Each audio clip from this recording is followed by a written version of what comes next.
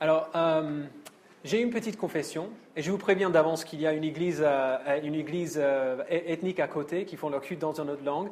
Ils vont, dans quelques minutes, commencer leur temps de louange à la fin, et donc ça risque de faire boum, boum, boum, boum. Donc je vous préviens d'avance, si vous entendez de la musique, c'est normal, et ça ne va pas durer pour toujours. Bref. J'ai une petite confession ce matin. Comme vous savez, aujourd'hui, c'est notre repas de Thanksgiving annuel. Au départ, ce repas était prévu pour le samedi, pour hier. Et donc, je n'avais pas prévu de message précisément pour Thanksgiving aujourd'hui. J'ai préparé ce message il y a un mois, à peu près, précisément pour aller dans la période entre les 3 premiers chapitres d'Éphésiens qu'on vient de terminer la semaine dernière et la série de l'Avent qui commence la semaine prochaine. Alors, quand on a déplacé le repas à aujourd'hui, j'avais un choix. Je pouvais jeter le message que j'avais préparé ou alors le faire quand même. Et j'ai décidé de le faire quand même pour 2 raisons. Premièrement, je pensais et je pense toujours que ce texte est un texte extrêmement important pour l'Église tant que nous sommes aujourd'hui. Et deuxièmement, je crois qu'il y a un lien étroit entre ce texte et le sujet de Thanksgiving. Comme vous savez peut-être, Thanksgiving, le mot en anglais, veut dire des remerciements ou des actions de grâce, comme on dit en français dans l'Église, montrer de la reconnaissance pour les bénédictions que nous avons reçues. Et dans la Bible, il y a un schéma logique qu'on voit à l'œuvre à plusieurs reprises. Les auteurs disent « Voici ce que Dieu a fait pour vous, alors soyez reconnaissants. » Voici ce que Dieu a fait, soyez reconnaissants. Et ça, on parle de cela depuis le début de l'année dans Éphésiens 1 à 3, les bienfaits que Dieu a donnés à nous. Et puis après, ils nous disent, à la lumière de ce que Dieu avait fait pour vous, voici ce que devrait produire cette reconnaissance. Voici le type de personne que cette reconnaissance devrait produire. Et dans Jean 4, Jésus motive ses disciples au travail du ministère. Il leur dit, il y a du travail à faire, alors faites-le, et voici pourquoi vous devriez sauter sur l'occasion de le faire. Que nous soyons des pasteurs ou des médecins ou des ingénieurs, il y a beaucoup d'ingénieurs à Paris, des gens qui travaillent dans l'informatique, des gens qui sont des conseillers bancaires, peu importe notre métier, Dieu nous appelle à travailler pour lui, à le servir, à nous tous. Et voici la raison pour laquelle je pense que ce texte est parfait pour Thanksgiving. En nous donnant la motivation pour travailler pour Dieu, Jésus nous donne des raisons pour être reconnaissants pour le travail qu'il nous donne.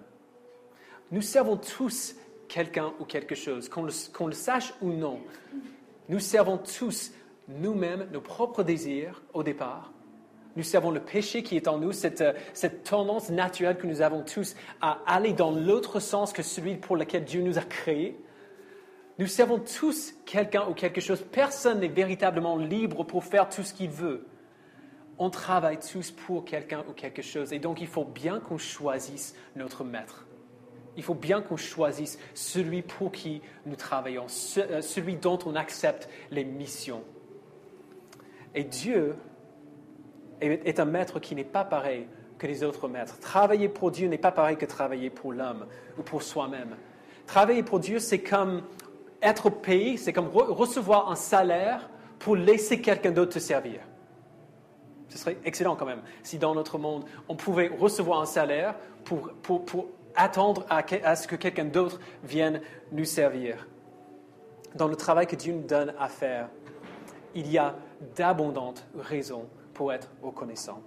Alors, gardez vos Bibles ouvertes à Jean 4, c'est là où on va rester aujourd'hui. Alors, c'est vrai qu'on a commencé à lire au milieu de l'histoire, au milieu de l'anecdote qui est racontée dans ce chapitre. Alors, pour donner juste un peu de contexte, Jésus et ses disciples voyagent de la Judée à Galilée, d'une région juive à une autre. Mais pour s'y rendre, il faut passer par la Samarie. Les Samaritains étaient un groupe mixte de descendance juive et non juive. En gros, c'était des anciens juifs qui s'étaient entremariés avec des non-juifs qui vivaient dans la région et qui avaient adopté beaucoup des pratiques culturelles et religieuses des non-juifs qui vivaient là. Ils avaient leur propre version de la Torah, de leur livre saint. Ils avaient leur propre temple. Ils avaient leur propre rite.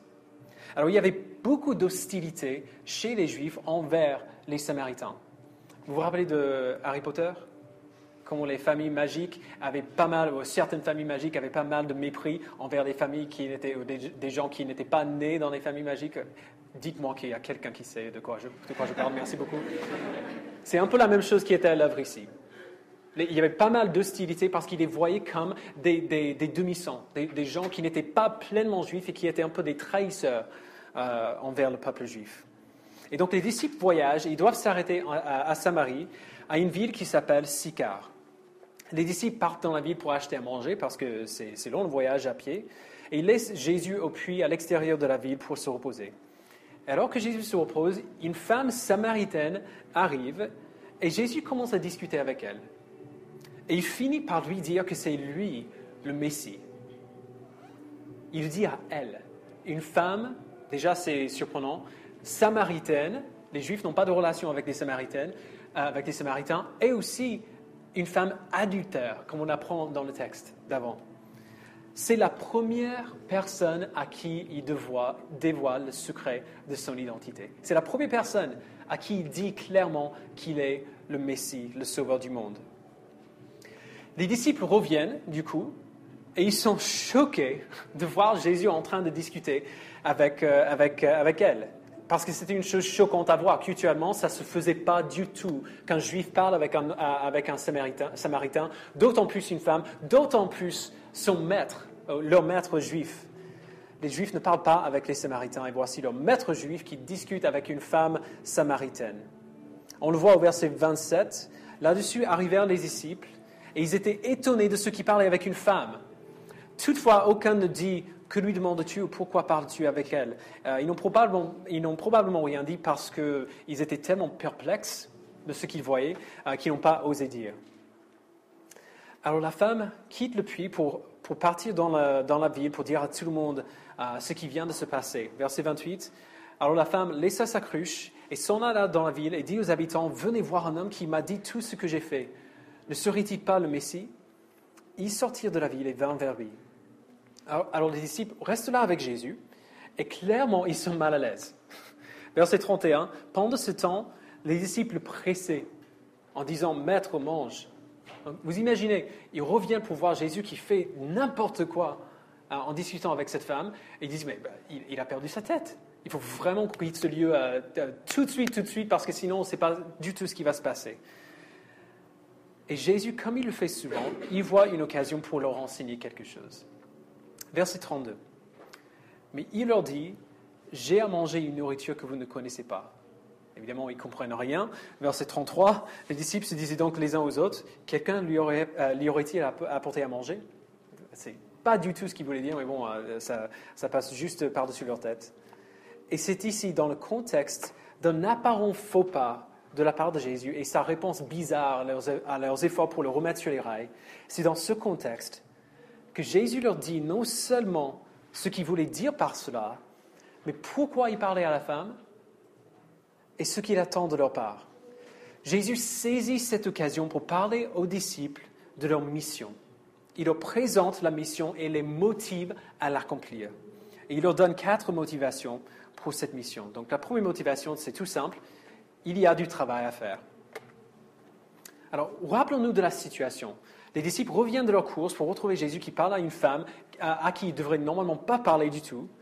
Et malgré leurs efforts pour changer le sujet, pour dire « Maître, mange, on va y aller », Jésus ne le veut pas. Il veut leur expliquer pourquoi il a fait.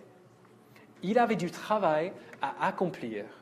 Et peu importe si ce travail allait à l'encontre des normes culturelles, c'est Dieu qui décide du travail qu'il veut donner. Verset 34, Jésus leur dit, « Ma nourriture est de faire la volonté de celui qui m'a envoyé et d'accomplir son œuvre. » Alors pourquoi est-ce que Jésus emploie cette illustration de nourriture? Ma nourriture, c'est de faire la volonté de celui qui m'a envoyé et d'accomplir son œuvre. Alors pourquoi il parle de la nourriture ici? Tout d'abord parce que la nourriture est nécessaire. On est d'accord? Tout le monde a besoin de manger. La nourriture est un impératif physique qui s'impose à tout le monde. On ne peut pas ne pas manger. Manger est nécessaire pour nous tous. Jésus ne refuserait pas de parler à la femme samaritaine, pas plus qu'il refuserait de manger. Lui révéler sa vraie identité était la volonté de son Père. Son Père lui avait révélé sa volonté, il y avait du travail à faire, et Jésus ne refuserait jamais ce travail. Il lui était aussi nécessaire que la nourriture. Et c'est un impératif qu'il donne ensuite à ses disciples. On le voit un peu plus tard dans le verset 38, si vous le voyez. « Je vous ai envoyé récolter une moisson qui ne vous a pas demandé de travail. » Autrement dit, je travaille parce que je dois travailler et je vous donne ce travail aussi, alors vous devez travailler. Et si nous sommes des disciples de Jésus, nous partageons également cette mission. Il a donné une mission à nous tous. On le voit au Matthieu 28 à la fin, je mets sur l'écran. « Tout pouvoir m'a été donné dans le ciel et sur la terre. Allez donc, faites de toutes les nations des disciples, baptisez-les au nom du Père, du Fils et du Saint-Esprit et enseignez-leur à mettre en pratique tout ce que je vous ai prescrit. » Dieu nous appelle à travailler. Il nous donne une mission. Il nous appelle à bosser. Et puisqu'il est notre Père, nous devons travailler.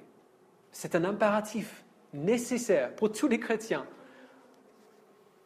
Alors, obéissons-le. Ça, c'est la première motivation. Il y a du travail à faire. La deuxième, c'est qu'il y a de la subsistance dans le travail. Alors, pour voir la deuxième motivation de Jésus, il faut rester sur ce qu'il a dit sur la nourriture. C'est dans le même verset, verset 34 encore. « Ma nourriture est de faire la volonté de celui qui m'a envoyé et d'accomplir son œuvre. » Alors, comme j'ai dit, cette métaphore de la nourriture est importante. La nourriture est impérative pour nous tous, mais l'image est importante pour une autre raison également. Jésus n'accomplit pas cette tâche à contre-cœur. Il y a plus à l'œuvre ici que le devoir. C'est vrai que son Père lui a donné du travail, il doit travailler, mais ce n'est pas tout ce qui se passe ici. Non seulement il est impératif qu'il travaille, mais il y trouve aussi de la subsistance. Il en est nourri. Sa nourriture, c'est de faire la volonté de celui qui l'a envoyé. La nourriture, on est d'accord, n'est pas seulement nécessaire, la nourriture est bonne. Il y a peu de choses qui sont meilleures qu'un très, très, très bon repas. On est d'accord? On est là aujourd'hui, on sera là pour le repas de Thanksgiving parce que la nourriture est bonne. Hey! Il se sent mieux, évidemment, c'est bien.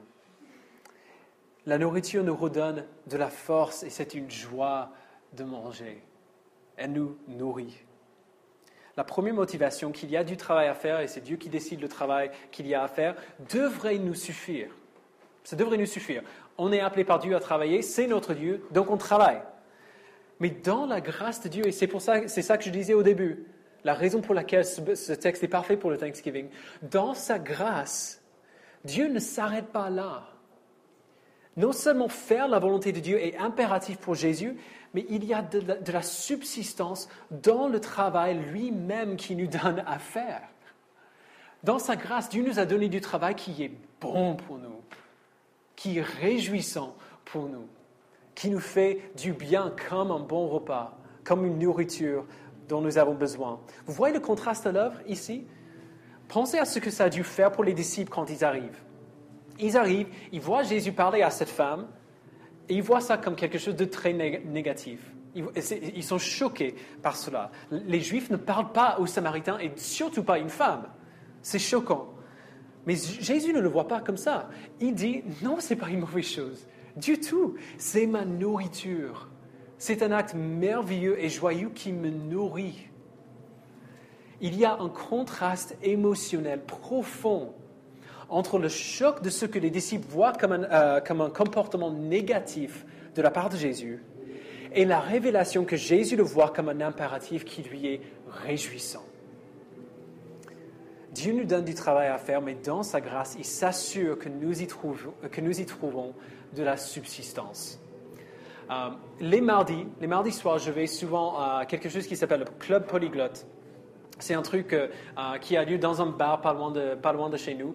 En fait, on se retrouve simplement pour parler une autre langue. Le but, c'est de pouvoir pratiquer une autre langue qui n'est pas notre langue maternelle.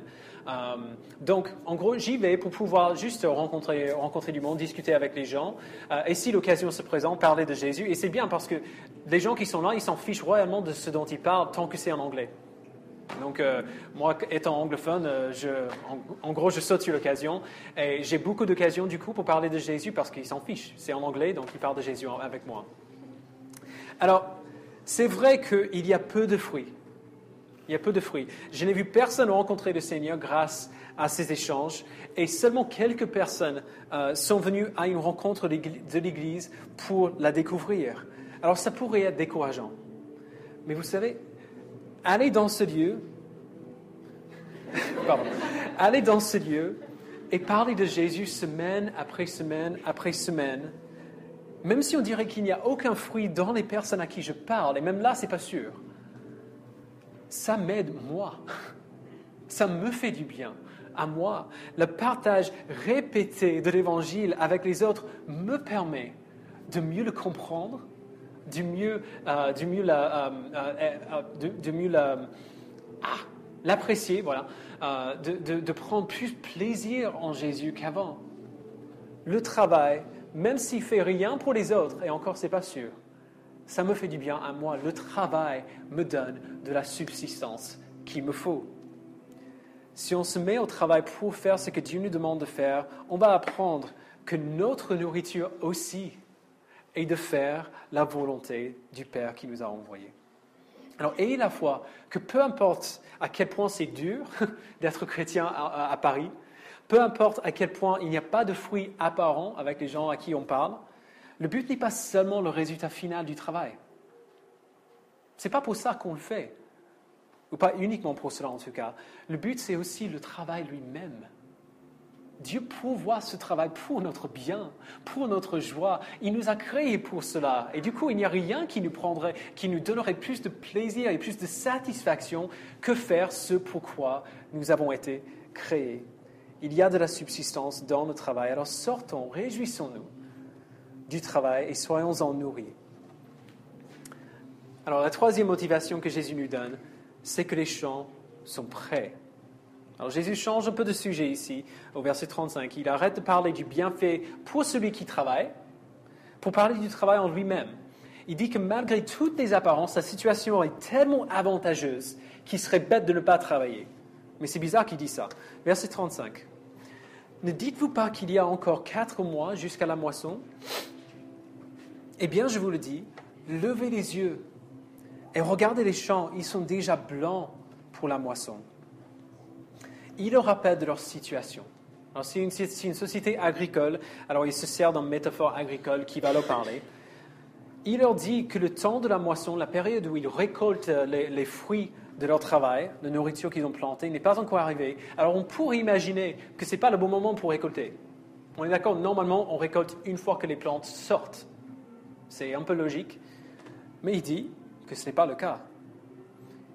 Autrement dit, vous pensez qu'il y a un temps et un lieu pour faire le travail que Dieu vous appelle à faire.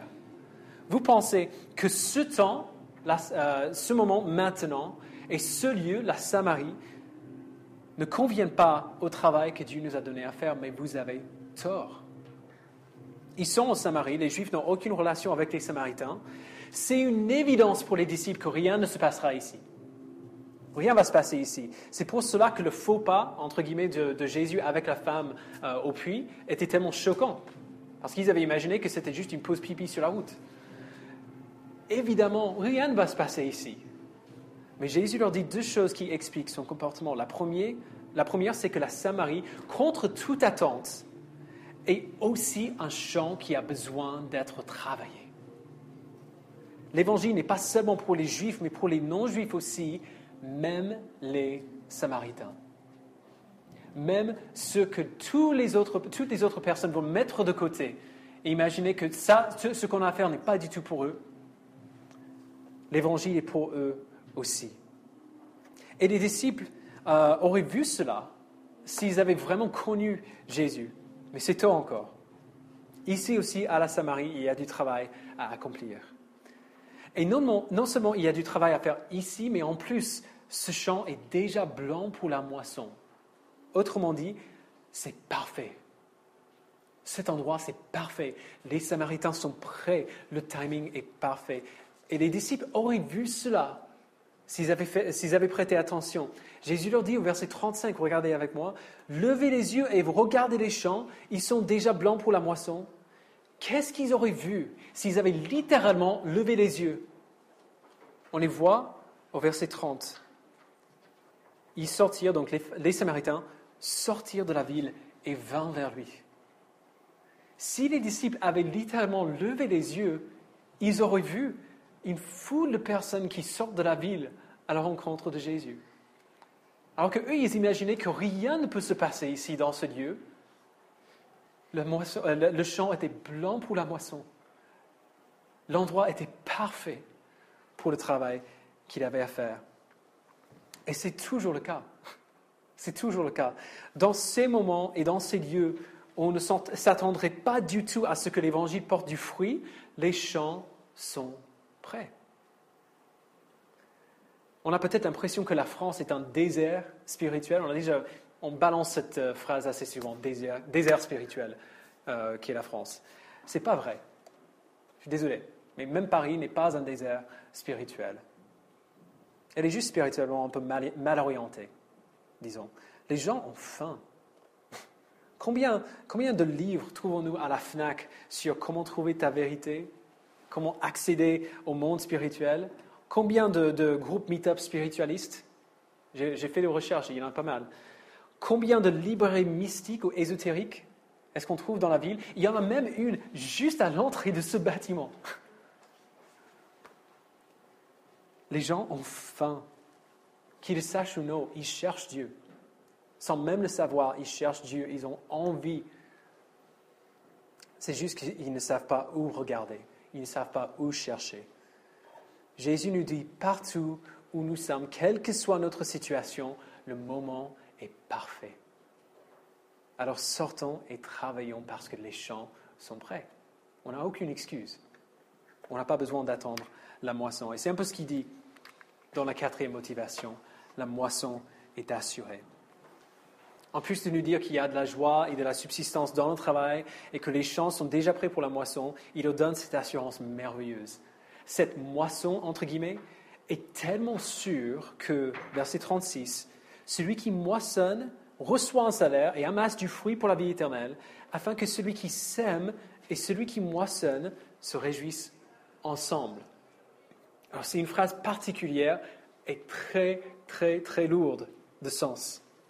Même pendant sa rencontre rapide avec la femme au puits, Jésus avait déjà reçu le salaire, entre guillemets, de son travail. Il a été nourri lui-même en faisant le travail de son Père, comme il avait dit. Et il avait déjà récolté des fruits. La femme est visiblement transformée et toute la ville vient à sa rencontre après. Mais ce qu'il dit ici n'aura pas tout son sens si on ne voit pas que Jésus fait une référence à la prophétie du prophète Amos, dans Amos chapitre 9 et verset 13. Je vais le mettre sur l'écran. Il dit « Les jours viennent, déclare l'Éternel, où le laboureur suivra de près le moissonneur et le vendangeur le semeur. » D'autres traductions disent carrément que le laboureur dépassera le moissonneur.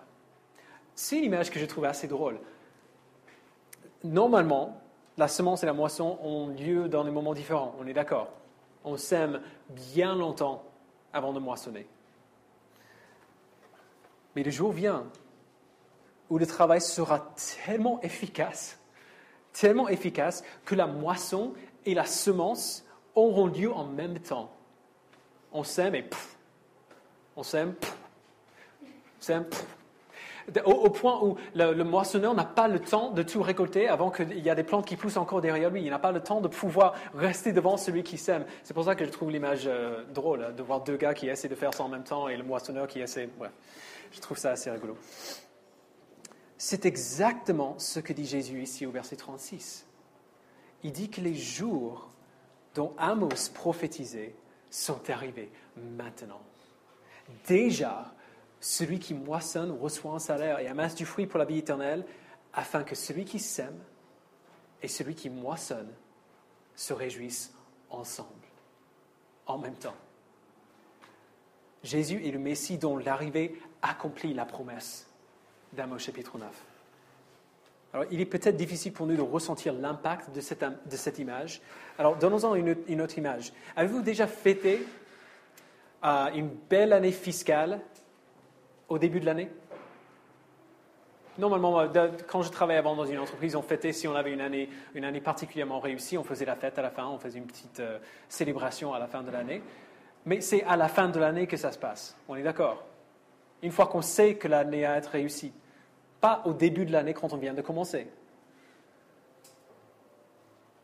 Mais c'est ce que Jésus dit ici. Et ce n'est pas seulement une question de temps, mais aussi d'endroit. Jésus ne moissonne pas seulement à un moment inattendu, il y a encore 4 mois jusqu'à la moisson, mais dans un lieu inattendu ici. C'est la Samarie, chez les Juifs chez les non-Juifs, que les Juifs trouvaient sale. Mais c'est le Dieu parfait pour faire ce travail. Et cette vérité est confirmée dans les versets qui suivent. Verset 39. Beaucoup de Samaritains de cette ville crurent en Jésus à cause des paroles de la femme qui rendait ce témoignage. Il m'a dit tout ce que j'ai fait. Ainsi donc, quand il vint le trouver, les Samaritains le prièrent de rester avec eux. Il resta là 2 jours. Un bien plus grand nombre crurent à cause des paroles de Jésus. Et il disait à la femme, ce n'est pas seulement à cause de ce que tu as dit que nous croyons, car nous l'avons entendu nous-mêmes, et nous savons qu'il est vraiment le Messie, le Sauveur du monde. Alors voici que les disciples pensaient que leur arrêt à Sychar était juste une pause sur leur chemin vers la Galilée. Alors, vous imaginez leur surprise et leur émerveillement de passer ces 2 jours avec Jésus? Ils avaient juste pensé arrêter de prendre des sandwichs aussi rapidement que possible pour qu'ils puissent s'en aller vers une région juive. Alors, vous imaginez leur surprise de passer ces 2 jours avec Jésus et de voir une foule de personnes dans cette ville où normalement le travail de Jésus ne devrait pas avoir lieu. Une foule de personnes qui voient et qui acceptent que Jésus est ce qu'il dit, qu'il est vraiment le sauveur du monde et pas juste des Juifs. Si cela pouvait avoir lieu ici, dans la Samarie, peut-il y avoir un doute quant à la puissance de Dieu pour assurer la moisson ailleurs? C'est l'endroit le plus inattendu du monde. Alors si ça peut se passer là, est-ce qu'on peut douter que ça peut se passer ailleurs? Étant donné à quelle vitesse le salaire est reçu et le fruit est récolté, qu'ils arrivent en même temps afin que le semeur et le moissonneur se réjouissent ensemble, il ne peut y avoir aucun doute quant au résultat final. La dernière motivation que Jésus donne aux disciples pour le travail du royaume est que le résultat final de leur travail est assuré. Celui qui moissonne reçoit déjà son salaire et amasse déjà du fruit pour la vie éternelle, afin que celui qui sème et celui qui moissonne se réjouissent ensemble. C'est tellement efficace qu'il n'y a aucun doute quant au résultat final. Notre roi est souverain sur le champ de mission qu'il nous a donné, auquel il nous a envoyé. Le résultat final du travail est assuré. Cette mission ne sera pas en vain. Déjà, celui qui moissonne, verset 36, reçoit un salaire et amasse du fruit pour la vie éternelle, afin que celui qui sème et celui qui moissonne se réjouissent ensemble. En effet, en cela, cette parole est vraie.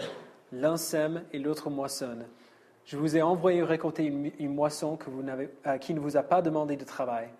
D'autres ont travaillé et vous êtes entrés dans le travail. La raison pour laquelle c'est tellement efficace, c'est que le travail dur a déjà été fait. Le travail dur a déjà été fait par d'autres gens, possiblement, oui, dans cette région, et merci Seigneur, mais de manière ultime. Le travail dur avait déjà été fait par Dieu lui-même, qui, par sa providence, rend les cœurs prêts à entendre la parole et à être transformés par l'Évangile. Peu importe à quel point c'est long, peu importe combien il semble y avoir peu de fruits, la moisson, le résultat final, est assuré. Peut-être qu'on ne verra pas de fruits pendant notre vie, peut-être que si. Peut-être que d'autres moissonneront là où nous avons semé, mais on ne doit avoir aucun doute du fait que la moisson aura lieu. Soyons confiants dans le travail que Dieu nous a donné d'accomplir. Le travail portera bien son fruit. Alors, voici le type de laboureur que Dieu produit. Quelqu'un qui ne travaille pas sous une obligation, mais avec joie et avec une pleine confiance que Dieu est souverain sur le travail qu'il nous a donné et que Dieu nous a donné ce travail par grâce, parce qu'il nous aime et parce que c'est la meilleure chose pour chacun d'entre nous. Si nous avons vu et si nous connaissons tout ce qu'il a fait pour nous dans le passé, ce dont on parle depuis le début de l'année, nous ressentirons une gratitude et une confiance que ce qu'il nous demande de faire sera aussi bon pour nous que la grâce qu'il nous a montrée dans le passé. Le travail qu'il nous donne à accomplir dans l'avenir sera aussi bon pour nous que la grâce qu'il nous a montrée à la croix en Jésus-Christ. On ne regarde pas le travail comme ça d'habitude, comme un cadeau merveilleux que quelqu'un nous donne d'accomplir cela. On sait que le travail que Dieu nous donne, peu importe à quel point il est difficile, sera notre joie. Ce travail, c'est là notre espérance et notre satisfaction en Jésus. C'est là où ils ont l'occasion de sortir. Pour être vraiment reconnaissant, il faut savoir et comprendre ce que Dieu a fait pour nous. Mais si nous sommes vraiment reconnaissants, nous serons aussi stimulés pour travailler. On aura envie de partir dans les champs. Parce qu'on saura que dans le travail, il y a encore plus de joie à trouver, encore plus de satisfaction, et que nous ne trouverons nulle part ailleurs. Nous devons travailler. Dieu nous a donné du boulot. Mais ne partons pas en mission à contre-cœur. Venons au travail en sachant que nous y trouverons notre subsistance, que faire la volonté de Dieu nous nourrira. Venons au travail avec humilité, en sachant que le champ est prêt et que le terrain a déjà été préparé pour nous. Alors, ce que nous récoltera n'aura rien à voir avec nos talents et nos capacités. Quelqu'un est déjà venu faire le travail pour nous avant. Tout ce qu'on fait, c'est paf et on est là pour voir ce que Dieu fait. Et venons au travail avec confiance. Celui qui moissonne reçoit déjà son salaire et le laboureur et le moissonneur se réjouissent ensemble. Ce travail est efficace. Le résultat est assuré. Alors, si vous êtes ici pour la première fois et si vous ne connaissez pas Jésus-Christ, c'est possible que beaucoup de ce que j'ai dit, vous avez l'impression que peut-être ça n'a rien à voir avec moi. Parce que là, je parle en fait des gens à qui Dieu a déjà donné cette mission. Mais comme j'ai dit au début, nous travaillons tous pour quelqu'un ou pour quelque chose. On a tous un maître. Qu'on le veuille ou non, qu'on le sache ou non, on a tous un maître. Vous avez déjà eu l'impression de vouloir faire quelque chose, mais de ne pas avoir la force de le faire? Alors, à chaque fois que vous arrivez devant ce choix, vous faites ce que vous n'avez pas envie de faire? Eh bien, c'est parce que votre maître, notre maître naturel, à nous tous, le péché qui vit en nous, est un maître cruel. Alors, combien ce serait rassurant et merveilleux de servir un maître qui nous promet que le travail lui-même sera notre joie. Un maître qui n'est pas cruel, qui nous donne enfin la liberté non seulement de faire ce qu'on veut faire, mais de vouloir ce qu'on devrait vouloir. C'est ça la liberté chrétienne. Ce n'est pas la liberté de faire tout ce qu'on veut, c'est la liberté enfin de désirer ce qu'on devrait désirer. Combien ce serait merveilleux de servir un maître qui nous sert. C'est ça que Dieu promet dans l'Évangile. C'est ça que nous recevons quand nous venons à Jésus avec foi. Alors, juste une invitation. Si c'est le cas pour vous, venez à Jésus. Je vous promets que c'est un maître infiniment plus généreux que celui que vous servez aujourd'hui. Prions.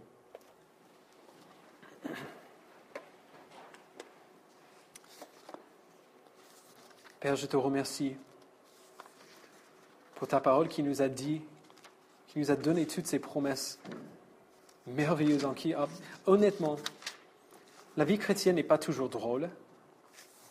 On imagine, on dit parfois que si seulement vous venez à Jésus, vous aurez tout ce qu'il vous faut, vous aurez une belle maison, une belle femme avec beaucoup d'enfants qui sont très sages, avec tout l'argent qu'il vous faudrait. Heureusement, nous savons que ta parole ne dit jamais cela, mais que tu nous promets infiniment plus de joie dans la souffrance, dans la difficulté, dans le travail que tu nous donnes de faire. Je prie, Père, que tu nous donnes de voir la mission que tu nous donnes comme une joie, comme un sujet de réjouissance, comme une bénédiction de ta part, comme la source de joie et de satisfaction que nous ne trouverons nulle part ailleurs. Donne-nous, à nous qui te connaissons déjà, de vivre comme cela, de ne pas vivre pour toi à contre-cœur, de ne pas faire des efforts pour nous conformer à tes commandements à contre-cœur, mais en sachant et en croyant que tout ce que tu nous donnes de faire, tu nous le donnes de faire parce que tu nous as créés pour le faire, et du coup, il n'y a rien qui nous donnera plus de joie. Glorifie-toi dans nos vies, glorifie-toi dans nos cœurs, glorifie-toi dans notre travail, et fais que ta gloire et notre joie soient la même, viennent de la même source. Merci Père, au nom de ton Fils. Amen.